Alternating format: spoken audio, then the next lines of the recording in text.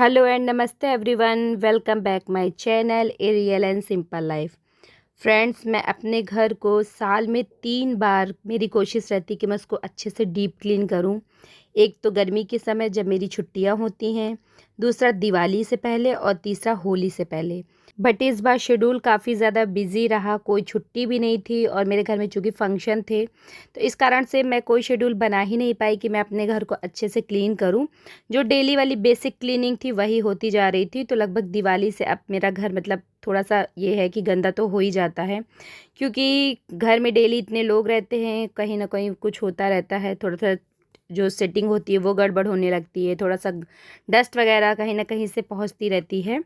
तो फिर ये था कि होली से पहले तो ज़रूरी था होली को अच्छे से सेलिब्रेट करना, क्योंकि अगर मैं होली के टाइम पे क्लीनिंग करती तो फिर जो मेरी होली वाली प्रिपरेशन है वो नहीं हो पाती और सेलिब्रेशन भी कहीं ना कहीं थोड़ा सा गड़बड़ाता। तो मैंने अच्छे से, जैसे मुझे अपनी होली मनानी थी वैसे मैंने अपनी मनाई। साड़ी पापड़ चिप्स जो बनाने थे वो बनाए, फिर मैंने मायके में ससुराल में सब जगह अच्छे से सेलिब्रेशन किया। उसके बाद आज संडे की छुट्टी थी और कल सैटरडे को हस्बैंड का मतलब गांव में एक फ़ंक्शन था, तो मैं नहीं गई हूँ। एक नॉर्मल सा फंक्शन था, तो हस्बैंड चले गए, तो हस्बैंड वहीं रुक गए हैं। तो ये संडे की सुबह है, बच्चे अभी सो रहे हैं। मैं 5:30 बजे के करीब जग गई थी, तो आधे घंटे तक मैंने अपनी बेसिक काम एक्सरसाइज वगैरह कर ली है और अभी 6 बज रहे हैं। तो 6 बजे से मैंने आज अपनी क्लीनिंग ही स्टार्ट कर दी, क्योंकि ये है बच्चे कहीं ना कहीं थोड़ा सा लेट ही जगते हैं और नाश्ता भी अभी कुछ बनाना नहीं है। तो मुझे लगा 3 से 3.5 घंटे मेरे पास है, जब तक मेरा किचन अच्छे से डीप क्लीन हो जाएगा। और सबसे ज़्यादा सही बताऊँ ना, तो जो गंदा लगता है वो किचन ही लगता है, क्योंकि किचन में सबसे ज़्यादा कुकिंग होती है, ऑयल वगैरह रिलीज़ होता है। और सबसे ज़्यादा मेरी चिमनी काफ़ी ज़्यादा गंदी थी, तो मुझे लगा सिर्फ चिमनी क्लीन करने से अच्छा क्यों ना मैं पूरे किचन को ही डीप क्लीन कर लूँ। तो यहाँ पर मैं सबसे पहले जो क्लीनिंग स्टार्ट करती हूँ वही रहता है कि पहले जो रैक पे जितना सामान होता है उसको मैं बाहर कर देती हूँ, क्योंकि अगर क्लीनिंग करो ना तो फिर ऊपर से जो सामान गंदगी वगैरह गिरती है उससे सारा सामान गंदा होने लगता है। तो ये रहता है जो बेसिक सा सामान बाहर होता है, केवल गैस स्टोव छोड़ के बाकी मैं पूरा बाहर कर दी हूँ। उसके बाद क्लीनिंग में हमेशा ऊपर से स्टार्ट करती हूँ। तो सबसे पहले जाले वगैरह मारे दीवार पे। जो ये मेरे पास डस्टर है, मेरे पास केवल 3 टूल है जिससे मैं अपने घर की पूरी क्लीनिंग करती हूँ। पहला एक मेरे पास रॉड है लॉन्ग वाला, जिससे मैं जाले वगैरह साफ़ करती हूँ, फॉर सीलिंग वगैरह साफ़ करती हूँ। दूसरा मेरे पास एक माइक्रोफाइबर कपड़े का डस्टर है, जिसमें ये है कि दीवार वगैरह पे कोई भी धूल होती है, कोई भी जाले वगैरह होते हैं तो वो सब अच्छे से साफ़ हो जाते हैं। उसके बाद तीसरा मेरे पास एक महीन सा ब्रश है, जिससे मैं जाली वगैरह पे अगर चलाती हूँ तो अगर जाली में कोई भी धूल होती है तो वो हट जाती है। तो ये केवल मेरे पास 3 नॉर्मल से ब्रश है जो मैंने लोकल मार्केट से लिया है। इसके अलावा 3 चीज़ें और ज़रूरत पड़ती है क्लीनिंग करने के लिए। एक तो माइक्रोफाइबर का कपड़ा, दूसरा होता है विम बार और तीसरा है कोलीन। तो मैं माइक्रोफाइबर कपड़े तो है मेरे पास, पर सच बताऊँ ना तो मुझे उससे कहीं ज़्यादा बेस्ट जो हस्बैंड की या बच्चों की बनियाइन होती है ना, वो ज़्यादा अच्छी लगती है, क्योंकि उससे अगर आप क्लीन करो ना तो वो सारी डस्ट को इतने अच्छे से एब्जॉर्व कर लेती है। तो मैं ना ज़्यादातर क्लीनिंग में उसी का इस्तेमाल करती हूँ। तो जब बनियाइन वगैरह ख़राब हो जाती है तो मैं उसको थोड़ा सा ऊपर से कट करके और एक बढ़िया रुमाल सा बन जाता है, तो मैं उसी से क्लीनिंग करती हूँ। तो यहाँ पर सबसे ज़्यादा जो समय लगता है वो विंडो और डोर वगैरह क्लीन करने में लगती है, तो सबसे पहले मैं स्टार्ट वहीं से करती हूँ। तो यहाँ पर सारे खिड़की और दरवाज़ों को मैंने अच्छे से साफ़ कर लिया। उसके बाद ये जो दीवार है टाइल्स वगैरह, इस पर ये है कि उधर साइड तो नहीं, बट जिधर गैस स्टोव है इधर साइड थोड़ा बहुत तेल है, चिक्कट वगैरह होती रहती है। तो वैसे तो मैं डेली क्लीनिंग में टाइल्स को भी वाइप करती हूँ, बट ये रहता है कि जब मैं डीप क्लीन कर रही हूँ तो पूरी टाइल्सों में मैंने विम बार रगड़ करके उसके बाद पहले गीले कपड़े से उसके बाद सूखे कपड़े से अच्छे से वाइप कर दिया है। और ये चिमनी जब मैंने निकाली ना तो इसमें इतना ज़्यादा इस बार गंदी हो गई थी कि समझ लीजिए जब मैंने उसको निकाला ना तो हल्का हल्का ऑयल भी इससे निकल रहा था। तो फिर यहाँ पर भी इस जो किनारे किनारे का एरिया, यहाँ पर भी काफ़ी ज़्यादा ऑयल ऑयल था। तो यहाँ पर सबसे पहले मैंने विम बार और एक इस बार ना मैंने एक स्पंज लेकर के मैं आई थी, क्योंकि जब मैं नॉर्मल उससे करती थी ना स्क्रब बार से तो वो मतलब क्लीन तो होता था, बट जैसे किनारे चिमनी के बिल्कुल किनारे पे ना वो जा नहीं पाता था हाथ मेरा। तो ये स्पंज से क्या हो रहा है ना कि स्पंज किनारे चला जाता है, उसके बाद वो वापस से फूल जाता है जिस शेप में होता है, तो उससे ना क्लीनिंग काफ़ी ज़्यादा अच्छी हो रही थी। तो मैं इस बार ये लेकर के आई थी। ये आपको कहीं भी नॉर्मल मिल जाएगा, नहीं तो जहाँ पे सोफ़े वगैरह का काम होता है ना वहाँ पे आप ये टुकड़ा आराम से मांग लो, फ्री में ही दे देते हैं। तो मैंने इससे ही करके पूरे चिमनी में नीचे ऊपर हर जगह से अच्छे से रगड़ दिया है।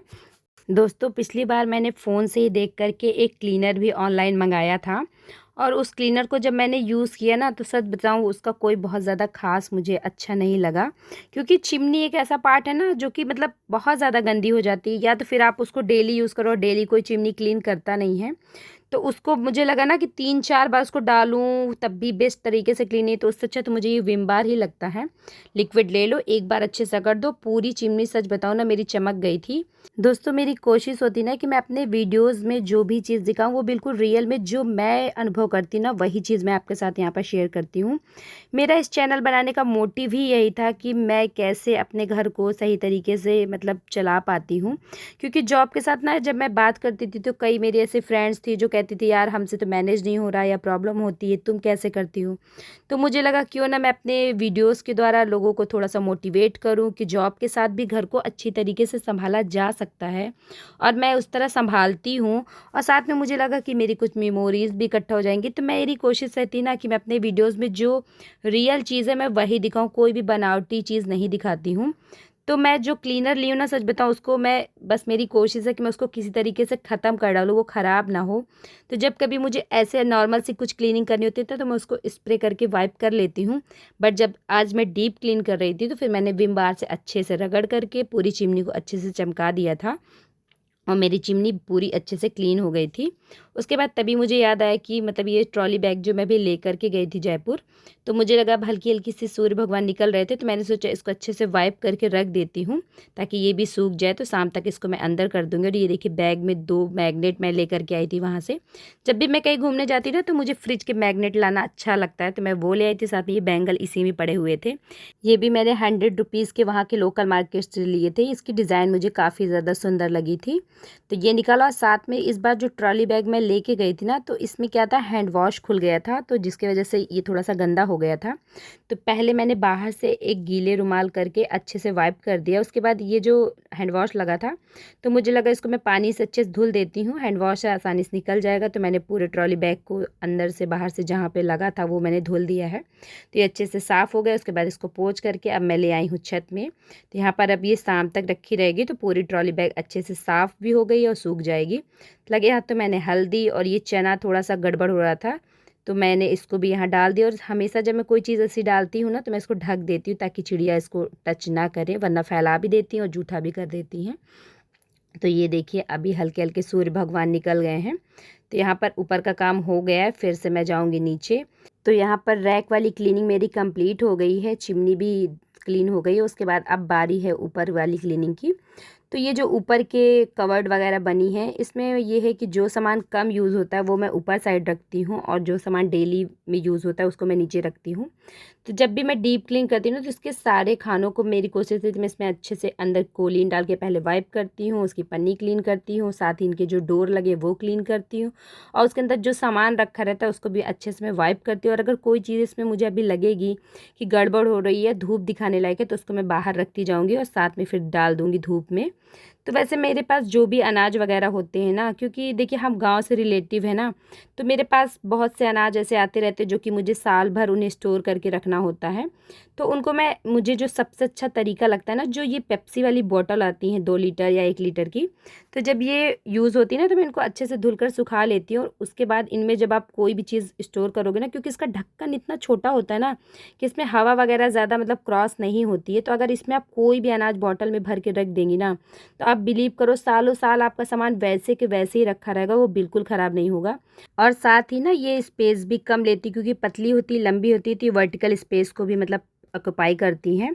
देखने में भले ही कम अच्छी लगे, बट ये कि जीरो कॉस्ट है और अनाज को सही रखती है, तो मैं इनका इस्तेमाल करती हूँ अपने यहाँ रखने में। क्योंकि देखिए जब हम कोई चीज़ मार्केट से लेंगे तो हम 1 केजी या 2 केजी ही लेंगे, जब वो ख़त्म हो जाएगी तब हम लेंगे। तो वो लोग ऐसे ज़्यादातर ग्रॉसरी 1 मंथ या 2 मंथ के लिए लेते, बट हमारे यहाँ तो मतलब मेरे यहाँ ससुराल मायके से सामान आता रहता है, तो मुझे साल 1.5 साल ऐसे मेरे अनाज चलते रहते हैं, तो मुझे ऐसे मतलब कन्वीनियंट लगता है रखने के लिए। बाकी जो चीज़ मैं मार्केट से लेती हूँ या मेरे पास नहीं होती, तो उसको फिर मैं भी 1 केजी ही लेती हूँ। जब वो यूज़ हो जाती है उसके बाद फिर मैं दोबारा परचेज़ कर लेती हूँ। तो यहाँ पर ऊपर के खाने क्लीन हो गए, उसके बाद अब मैं नीचे के कर रही हूँ। तो ये नीचे नीचे वाले रैक में ना सबसे ज़्यादा जो मतलब मेरा सामान रखा है ग्रॉसरी वाला वो इसी में रखा है। तो डेली के यूज़ का मेरा सारा सामान लगभग इसमें मसाले हैं, ड्राई फ्रूट्स हैं, दालें हैं, वो सब रखी हुई हैं। तो मैं जब भी इसको मतलब क्लीन करती हूँ ना तो मुझे ये रहता है कि एक बार मैं खोल करके चेक कर लेती हूँ तो कौन सा सामान कुछ गड़बड़ होने वाला नहीं है या फिर कुछ सुखाना है, तो वो सब मैं करती रहती हूँ। यहाँ पर मैंने ग्रॉसरी रखने के लिए कोई भी स्पेशल डिब्बे ढेर सारे नहीं खरीदे हैं। हाँ, ये कि 3-3 या 4-4 के पेयर में मेरे पास हैं। बाकी कुछ चम्प्रास के डिब्बे या घी वगैरह के डिब्बे खाली होते हैं तो मैं उनको भी क्लीन करके मतलब यूज़ कर लेती हूँ। और सच बताऊँ ना तो वो मार्केट वाले डिब्बों से कहीं ज़्यादा मतलब स्ट्रॉन्ग होते हैं। जैसे बच्चों के पीडियाश्योर के डिब्बे हैं तो मैं इन सब को भी यूज़ करती रहती हूँ। बस मेरी कोशिश रहती है कि जो सेम डिब्बे हैं उनको मैं एक जगह रखूँ, जो एक जैसे हैं उनको एक जगह। तो इससे क्या होता है, देखने में थोड़ा ठीक लगता है और सेम सा उसमें लगभग सामान भी आ जाता है। साथ ही बच्चों की जो जैम वाली शीशी होती है ना, वो मतलब मेरे बड़े बेटे को भी जैम काफ़ी ज़्यादा पसंद था, इधर कुशु को भी। तो मुझे इमरजेंसी के लिए जैम रखना ही पड़ता है। तो ऐसे लगभग मेरे पास 7-8 जैम की शीशियाँ हो गई हैं। तो उन सबको भी क्लीन करके जो बड़ी वाली शीशी है उसमें मैंने ड्राई फ्रूट्स रख लिया, जो छोटी वाली उसमें मैं खड़े मसाले वगैरह रख लेती हूँ। तो इधर बच्चे भी जग गए थे तो कुशु को मैंने ब्रश करा दिया है और हम लोग को नाश्ता कराना है। तो मेरी ये कोशिश रहती है ना कि मैं काम कोई भी करूँ, बट जब नाश्ते का टाइम होता है या लंच का टाइम होता है या डिनर का भी टाइम होता है तो खाना मैं हमेशा प्रॉपर टाइम पर ही बनाती हूँ। तो उससे एक चीज़ ये रहता है ना कि एक तो कहीं ना कहीं अपना माइंड फ्री हो जाता है कि हाँ, हमने जो ज़रूरी काम था वो कर लिया है। दूसरा ये कि घर में एक शांति भरा माहौल भी बना रहता है, क्योंकि बच्चे अभी भूख लगेगी फिर चलेंगे मम्मी भूख लगी है भूख लगी है, तो कहीं ना कहीं काम करने में भी मन नहीं लगेगा। तो यही कारण है कि मैं कोई भी काम करती रहती हूँ ना, अगर टाइमली खाने का हो गया है तो मैं उस काम को वहीं पे स्टॉप करके और जो ज़रूरी काम नाश्ते का होता है वो मैं कर देती हूँ, भले ही सिंपल सा ही कुछ बना दूँ। तो यहाँ पर मैंने आटा गूँथ के फटाफट सिंपल से पराठे बना दिए। तो यहाँ पर दही पराठे साथ में मैंने गुआवा कट कर दिया तो बच्चे खा लेंगे। तो बच्चों को नाश्ता देने के बाद फिर मैं आ गई थी फिर से किचन में। तो ये था कि अब नीचे का केवल बचा हुआ है तो इसको भी मैं अच्छे से क्लीन कर लूँ फटाफट, ताकि क्लीनिंग वाला काम कंप्लीट हो जाए। तो सच बताऊँ ना तो ऊपर वाला उतना ज़्यादा गंदे नहीं थे, बट नीचे ना थोड़ा बहुत पानी वगैरह के छींटे पड़ते रहते, कुशु भी इसमें हाथ टच करता रहता है तो काफ़ी ज़्यादा निशान पड़ गए थे। तो यहाँ भी वही जो रूल मैंने ऊपर फॉलो किया था सेम वही भी यहाँ भी सारा सामान बाहर करके कोलिन डाल करके मैं क्लीन करके उसके बाद फिर से सामान को वाइप करके वापस से रखती जाती हूँ। और साथ ही सामान भी चेक करती जाती हूँ कि कोई चीज़ अगर गड़बड़ है या कौन सा सामान कहाँ रखा हुआ है तो वो भी थोड़ा सा फिर से याद होता जाता है। तो अब जैसे ये प्लास्टिक की जो बकेट है जो पेंट वगैरह में खाली होती है तो इन सबको मैंने अच्छे से धुल लिया है। अब जैसे मेरे यहाँ लाई है, चना है, थोड़ा बहुत छोले के मतलब चने हैं, गुड़ है, तो वो सब मैं ना इसी बकेट में करके ऐसे रख देती हूँ। तो अब ये कि एक एक चीज़ के बार बार डिब्बे बनाने से मुझे अच्छा लगता है ना कि इस पर कन्वीनियंट रहता है, एक साथ रख देती हूँ तो मुझे पता रहता है। तो जब भी कोई चीज़ अगर ऐसे निकालना होता है बल्क में या डिब्बों में ही फिर से भरना होता है तो मैं इसे निकाल करके उसमें डाल देती हूँ। ऐसे जो पेंट की बाल्टियाँ मेरे पास जो भी 8-10 खाली हुई हैं पूरे घर को पेंट करने में, तो उनका इस्तेमाल मैं ऐसे ही कर लेती हूँ। जो भी अनाज वगैरह रखने में, या अभी देखिए मैंने पापड़ चिप्स वगैरह सुखाए वो रख दिए हैं, तो इस तरह चूरे वगैरह मेरे यहाँ जैसे बल्क में आते हैं तो वो सब रखने के लिए तो ऐसे मैं करती हूँ। तो इसी तरह मैंने नीचे के भी सारे रैक अच्छे से क्लीन कर लिए हैं। उसके बाद सबसे लास्ट में आता है झाड़ू पोछा करना। तो फिर यहाँ पर मैंने अच्छे से झाड़ू पोछा कर लिया है किचन के साथ साथ। इसी टाइम पर मैंने फिर पूरे घर में ही झाड़ू पोछा कर लिया था, ये था कि अब यहाँ पर क्लीनिंग भी कंप्लीट हो जाएगी, ताकि जो भी मेरी चिमनी वगैरह है उसको मैं पार्ट को क्लीन करके उसके बाद सीधे नहाने के लिए चली जाऊँगी। तो यहाँ पर ये रहा फाइनल टच, क्लीन पूरा हो गया है। यही करना कि मैंने ऊपर वाइट कलर और नीचे ये मैरून डार्क कलर रखा था, क्योंकि ये था कि नीचे गंदा ना हो और एक जो ऊपर का वाइट पार्ट है वो रहेगा और नीचे थोड़ा सा डार्क कलर हो जाएगा। तो ये करा मैंने कि 2 कंट्रास्ट में अपने मतलब किचन को और मतलब बनवाया था। उसके बाद ये था कि ये जो रैक रखे थे इन सबको भी मैं अब अच्छे से वाइप कर दो। जो धुलने वाली चीज़ है उनको मैं धुल दूँगी। तो ये तो पानी से धुलना नहीं था तो इनको मैंने पोंछ करके यहाँ पर रख दिया है। और जो जिस पे बर्तन का स्टैंड है और जो एक प्लास्टिक का रैक था उन सबको मैं ले जाऊँगी बाहर। तो अब मैं बाहर आ गई थी तो अंदर झाड़ू पोछा हो गया है। साथ में ये जो संडे मेरी कोशिश रहती है ना कि इस समय बालकनी को मैं अच्छे से धुल देती हूँ, क्योंकि इतनी ज़्यादा इस समय धूल उड़ रही है, सारे प्लांट भी काफ़ी गंदे हो जाते हैं। तो ये रहता है जब बालकनी धुलती हूँ तो सारे प्लांटों को भी मैं धुल देती हूँ, तो एक इनमें नयापन आ जाता है और ये भी काफ़ी खुश से लगते हैं। और धुलने से ना फिर से 1 हफ्ते तक मतलब ठीक ठाक बने रहते हैं, वरना इतनी ज़्यादा इनमें डस्ट इकट्ठा हो जाती है ना कि मुझे लगता है ये सांस भी नहीं ले पाएंगे। तो इन सबको भी मैंने अच्छे से नहला दिया है। उसके बाद अब ये है कि बालकनी को मैं अच्छे से वाइपर करके फिर से इनको मैं सही तरीके से सेट कर दूँगी। तो इसमें ये है ना कि जो मतलब मेरे पूजा वाले जैसे तुलसा हैं या समी है, केला है, तो उन सबको मैं एक साइड कॉर्नर में रखती हूँ और जो शो पीस वाले गमले उनको मैं इधर रखती हूँ। तो जो मैं इस कम कॉर्नर में रखने का मेन कारण था ना कि ये जो मेरा घर का फेस है वो पूरब फेस है और जो उत्तर पूर्व का कोना होता है ना वो ईशान कोण माना जाता है, तो वो पूजा के लिए मतलब सबसे बेस्ट होता है। यही कारण है कि मैंने अपने जो तुलसा माता है, समी है, उनको मैंने इस कोने में रखा हुआ है। तो एक तो बाहर आकर यहाँ पर सूर्य भगवान को भी मैं जल दे देती हूँ, साथ में इन सबको भी जल दे देती हूँ और ये कोना भी काफ़ी अच्छा है। तो ऐसे मुझे बहुत ज़्यादा नॉलेज नहीं है, बट ये कि कोई चीज़ अगर मुझे पता चलती है तो मैं उसको, मेरी कोशिश रहती है कि जब वो चीज़ करनी है तो क्यों ना उसको थोड़ा सा बेहतर तरीके से किया जाए। उसके बाद फिर मैं इन सबको अच्छे से मैंने साबुन लगा करके चला करके उसके बाद अब ये है कि इनको धुल दूँगी। खुशू भी यहाँ लगातार मेरे साथ एंगेज है। तो अब ये है कि खुशू थोड़ा-सा 4 ईयर का कंप्लीट हो गया है। तो मुझे ना 1 महीने से थोड़ा-सा इसके अंदर बदलाव मतलब समझ में आ रहा है। कहीं न कहीं पहले जैसे थोड़ा-सा ज़्यादा शैतानियाँ करता था या बात नहीं मानता था, तो अब उस हिसाब से थोड़ा-सा समझदार हो गया है। कोई चीज़ मैं मना करती तो अब वो भी धीरे-धीरे मानने लगा है। तो आप बच्चों में ना थोड़ा-थोड़ा सा जो चीज़ आपको मतलब फ़ॉलो करना है ना, वो चीज़ आप लगातार कोशिश करते रहो। आप निश्चित ही कुछ दिन में उनमें बदलाव महसूस करोगे। तो यहाँ पर ये है कि वो मेरे साथ खेल भी रहा है, साथ में ये है कि मैं कोई चीज़ मना करती हूँ जब स्ट्रिक्टली तो वो मान भी जाता है। तो मुझे लगा चलो मेरे साथ थोड़ा-सा एंगेज रहेगा, उसके बाद मैं फिर से यहीं इसको नहला भी दूँगी। तो यहीं पर मैंने सारे रैक धुल लिए और यहीं पे मैं चिमनी का जो पार्ट है धुलना जिसमें काफ़ी ज़्यादा ऑयल है तो उसको भी यहीं धुल दूँगी। साथ में ये कि पर्दे धुलने हैं, कुछ डिब्बे निकले हैं वो धुलने हैं, कुछ सामान मैंने ऊपर डाल दिया उसके डिब्बे खाली हुए हैं। तो मुझे ये बालकनी पे थोड़ा-सा इसलिए कन्वीनिएंट लगता है ना कि एक तो यहीं पे मैं धुलूँगी, तो यहाँ पर ये है कि जो भी गंदगी वगैरह होगी वो चली जाएगी और दूसरी चीज़ ये है ना कि यहीं पर धुल कर के मैं आराम से यहीं पे वाइप करके रख दूँगी, तो वो सारे डिब्बे या जो भी चिमनी वगैरह के पार्ट वो यहीं पे सूख जाएँगे। उसके बाद शाम को फिर से मैं वापस से सेट कर दूँगी।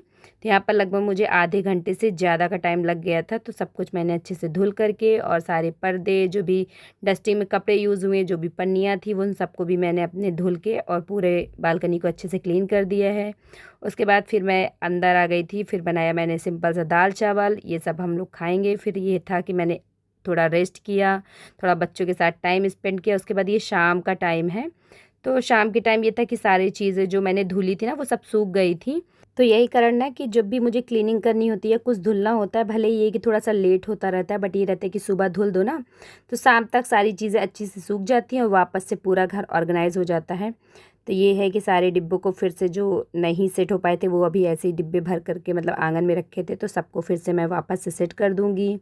कुछ नया बदलाव नहीं कर रही हूँ क्योंकि अभी कुछ ऐसा है नहीं मेरे पास कुछ नया इसमें लगाने के लिए, बट ये कि जो चीज़ जैसे थी वैसे ही मैं फिर से वापस से कर दूँगी, तो किचन तो दिखने में वैसी ही लगेगी, बट ये कि फिर से पूरा एक जो क्लीननेस आती है, एक नयापन आता है, वो चीज़ आ जाएगी। मैं ना बार-बार ऐसा नहीं है कि पूरी चीज़ों को हटा के फिर से कुछ नया मतलब लुक दूँ, ऐसा नहीं करती हूँ। हाँ, कुछ नई चीज़ें ऐड करनी होती तो वो ज़रूर करती हूँ। तो ये रहा मेरे किचन का फाइनल लुक, ये रहा अलमीरा। इधर साइड मैंने जो डिब्बे खाली हो जाते हैं उनको धुल करके रख देती हूँ, तो जब कुछ फिल करना होता है वो कर लेती हूँ। इसमें मेरे पूरे जो मसाले हैं, दालें वो रहती हैं।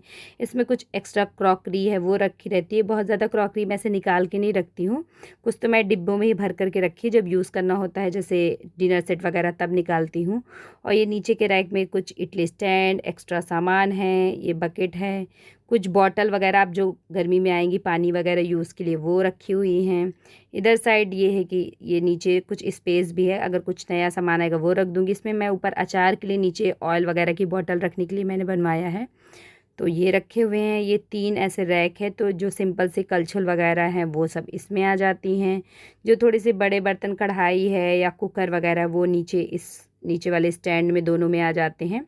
तो ये है कि जैसे होता है वैसे रखते, बाकी कुछ एक्स्ट्रा बर्तन मेरे बाहर रहते हैं तो बार बार मुझे रैक नहीं खोलना पड़ता है। और ये मैंने सिलेंडर के लिए बनवाया और ये किनारे में साइड में है, तो यहाँ पे डस्टबिन वगैरह रखा जा सकता है, बट ये कि मैं अपना डस्टबिन बाहर ही रखती हूँ, किचन में न रख के। तो ये मेरी छोटी सी 8 बाई 8 की किचन है, बट ये है कि मेरे लिए सफिशिएंट है। मेरा पूरा सामान इसमें मतलब ठीक ठाक आ जाता है। थोड़ा सा मैंने इसी का इसको स्पेशियस बनाया था। तो ये रहा मेरा फाइनल किचन का लुक। आप लोग ज़रूर बताइएगा कि आपको मेरी किचन कैसी लगी कमेंट करके। उसके बाद अब ये है कि आज संडे है और अभी तो हम लोग गांव चले गए थे, बट ये कि अब मान लो कोई गेस्ट आता है होली के मिलने के लिए, तो मैंने लगे हाँ तो ये होली का जो डिब्बा है ना ये फिल कर दिया है। साथ में काजू बादाम ये सब ये मेरे पास एक रखा हुआ था, मुझे मिले थे गिफ्ट में, तो मैंने इसमें भर करके रख दिया है। साथ ही अब थोड़े से सोच रही थी कि पापड़ चिप्स वगैरह भी तल लेती हूँ, ताकि ये कि कोई आएगा तो, क्योंकि आज संडे है तो मे भी शायद कोई आ जाए, और नहीं तो ये है कि बना रखा रहेगा। साथ में कल स्कूल वगैरह भी हम लोग फिर लेके चले जाते हैं। साथ में ये डिब्बा मैंने सुबह धुला था, चाय पत्ती ख़त्म हो गई थी तो मैंने इसको फिल कर दिया है। तो इसको ना मैं देखती हूँ अक्सर कि कुछ लोग इसको रखने के लिए मतलब लेते हैं, तो मैं ना ये ऐसे कोई भी चीज़ जब आधी फिल होती है ना, तो मैं सिर्फ रबड़ जो नॉर्मल आती है मिठाई वगैरह में, इसी से ऐसे करके रख देती हूँ।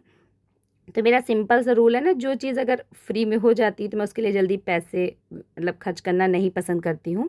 हाँ, जब कोई चीज़ लगती कि इसके बगैर काम नहीं चलेगा तो फिर मैं उसको परचेज़ भी कर लेती हूँ। बाकी मैं कुछ फ्री के जुगाड़ करना ज़्यादा पसंद करती हूँ। तो यहाँ पर अब मैं पापड़ चिप्स तल रही हूँ। उसके बाद एक ज़रूरी काम और है मेरे पास। ना गुजिया बनाने के बाद कुछ खोया भी बच गया है, तो अब मैं सोच रही थी कि उसका भी मैं कुछ इस्तेमाल कर लूँ। तो अभी हस्बैंड आने ही वाले हैं, वो रास्ते में, इसके बाद फिर अब आगे डिनर भी बनेगा। तो यहाँ पर चिमनी का जो पार्ट था वो मैं लगाना भूल गई थी, तो मैंने पापड़ चिप्स तल लिए हैं, लेकिन ये कि चिमनी मैंने उस समय चला दी थी। तो यहाँ पर जैसे मैंने पार्टों को निकाला था सेम उसी तरीके से लगा करके फिर से मैंने इनको सेट कर दिया, और पूरी चिमनी भी अच्छे से क्लीन हो गई है।